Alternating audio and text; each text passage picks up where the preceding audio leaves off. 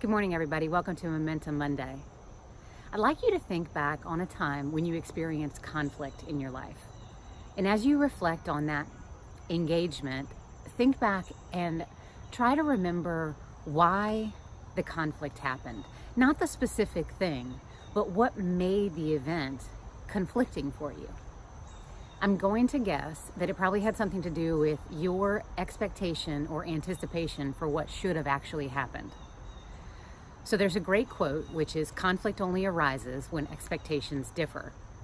I love this quote. It is so true. So go back to think about that conflict that you had. Did you expect something different to happen? Whether someone was going to say something different, whether there would be a different service provided, or the experience would have been different? Most likely, yes. So let's take an example we all understand, going to a restaurant. When we get to a restaurant, we have a certain expectation and anticipation of what this is going to be like. We're going to sit down, we're going to be greeted, we're going to go through the menu, our server is going to ask us, for our order, a period of time is going to pass, they're going to check on us, the food's going to come, it's going to be the right food, it's going to taste good, we're going to pay our check, and then we're going to leave and we have a good experience. That's our expectation. But what happens when that doesn't happen in that order? What happens when there's a conflict with what you anticipated, what you expected, and what really ends up happening? That's when conflict arises. So let's apply it to, a working relationship, for example.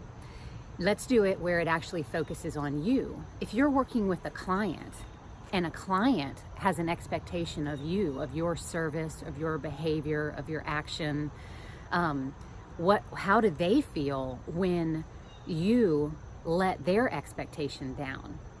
So my question is, are we having those conversations with our clients? Are we making sure that we're on the same page of, this is what you can expect from me, this is what I expect from you, so that we can circumvent conflict before it even happens? Because again, conflict only arises when expectations differ. So I encourage you to think about those relationships, those professional relationships, and making sure that you're setting an expectation so that as people work with you or your service or your product, that their expectation meets the outcome. Therefore, you will avoid conflict. Hope you guys have a great Monday and a great week. I'll see y'all next week.